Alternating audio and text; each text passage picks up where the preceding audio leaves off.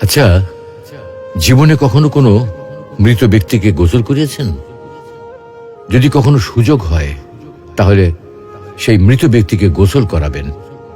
তখন খুব কাছ থেকে দেখবেন মৃত মানুষের দেহটা কতটা অসহায় লাগে, মৃত্যুর পরে মানুষের দেহ কতটা ভয়ের কারণ হয়ে দাঁড়ায়।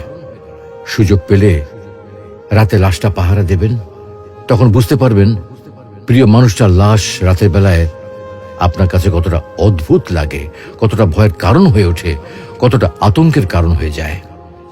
সুযোগ পেলে মৃত ব্যক্তির শরীরে একটু হাত লাগিয়ে কিছুক্ষণ তার স্পর্শ নেবেন।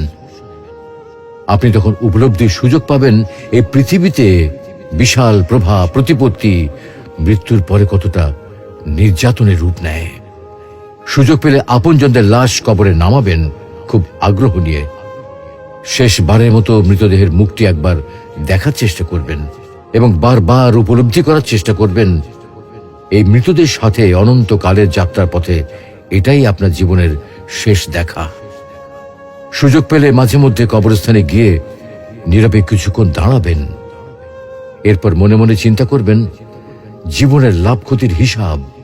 এই মৃত মানুষগুলো এই পৃথিবীতে কি করে গেছেন, কাদের রেখে গেছেন।